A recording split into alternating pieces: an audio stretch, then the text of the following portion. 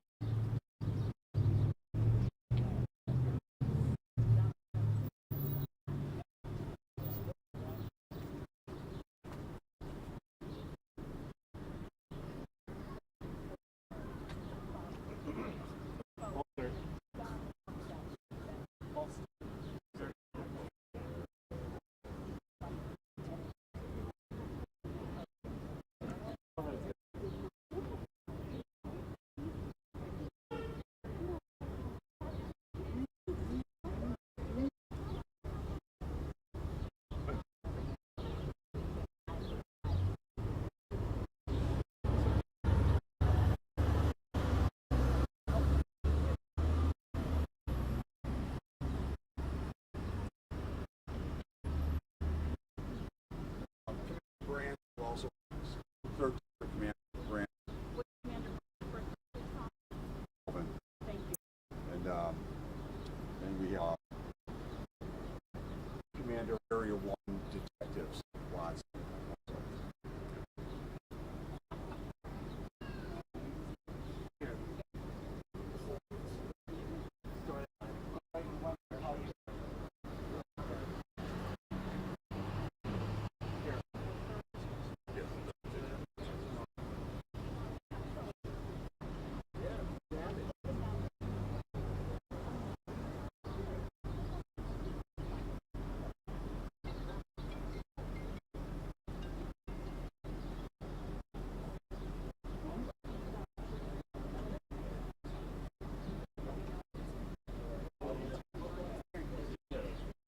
Here we go.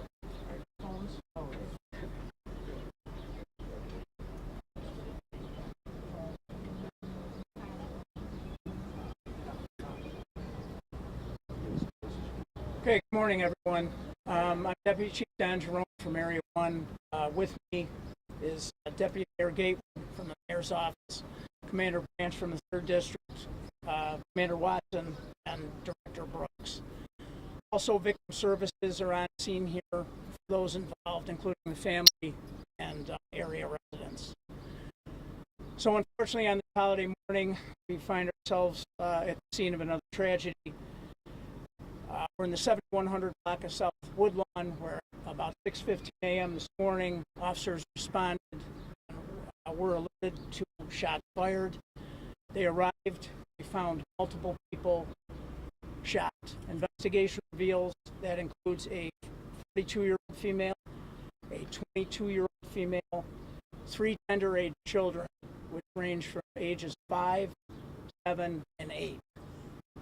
Officers immediately rendered first aid, which included tourniquets, pressure bandages, and CPR. Investigation reveals that 2 vehicles pulled up into the area. Multiple subjects exited those vehicles, fired at this residence. Multiple shell casings were recovered from both a rifle and a handgun at the scene. That investigation is ongoing. Area 1 detectives are on the scene and working with the officers there.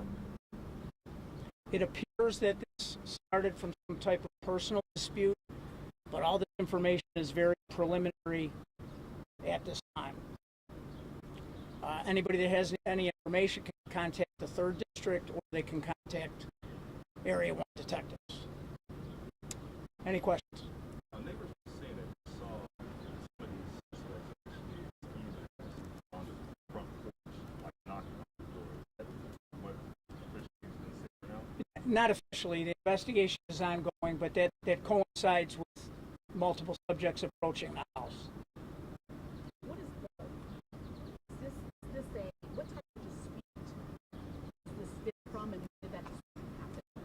That's under investigation too. We know it's personal. We don't know what it's about. We don't know if it happened just today or if it's ongoing.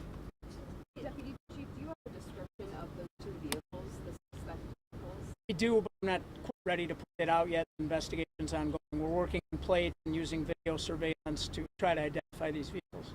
Now, the 5 people that you mentioned, the 2 adults and the 3 underage children, are any of them deceased? Are they included in the... To be clear, there's a 42-year-old female that's deceased, a 22-year-old female that's deceased, and the 3 tender age children, 5, 7, and 8, are all in critical condition at Combs Hospital. What's the relationship, please? Relationship with the Unsure of the relationship at this time. The gender. The 3 children are all male. There's 2 deceased at this point. That's correct. Were the 42-year-old and the 22-year-old, who was the intended target since it's the first one? Absolutely preliminary. I can't speculate. Were all of the victims inside home when they were shot? All of the victims appear to have been inside when they were shot.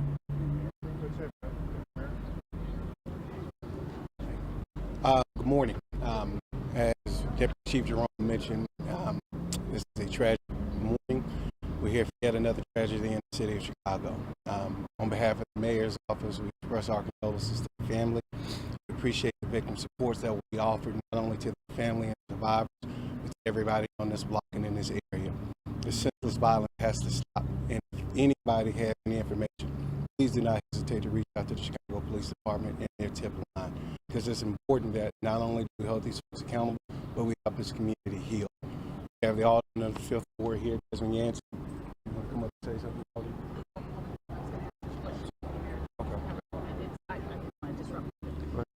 In light of violence, I know we all know about the mayor's plan for trying to stop gun violence and violence during the summer. What does this say about those plans, and will you all be adjusting or changing your approach to trying to keep people in neighborhoods safe?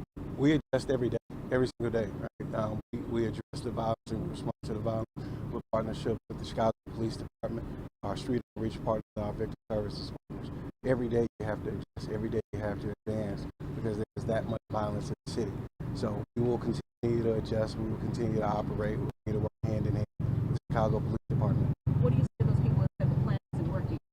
We're already seeing spikes, and we're already seeing horrific violence. What do you say to those folks that say that plan isn't working? We need to do something. Well, what I will say to them is we welcome you to come in and work with us, but most importantly, we're here to support the people who are hurt today. It's not about whether or not a plan is working. It's about the support for the folks who are hurt today. That's what we hear about. That's what we care about. With that, I'll turn it over to Alderman Yancey. Morning. Sorry to be here today, mourning the loss of 2 Greater Grand Crossing residents and hearing about the harm that was caused to 3 young boys. I don't just echo the statements that Deputy Mayor gave. This senseless violence has to stop. You know, personal conflict and guns is a bad combination, and the summer's just getting started, and I don't want to stand in front of another group of microphones and have another discussion about the pain that's caused in our communities. This violence just has to stop. And again, my heart bleeds for this community, which is a relatively quiet community and isn't really used to this sort of violence. And I pray that this doesn't happen again. Did you know those folks? Anybody? And did you know of any issues on the block or anything going on with these folks in Congress? No, I'm not aware of the specific issues that led to the violence that happened this morning. But, really looking for the leadership of the police department to put the resources forward to solve this crime. Thank you very much, guys. Thanks for coming.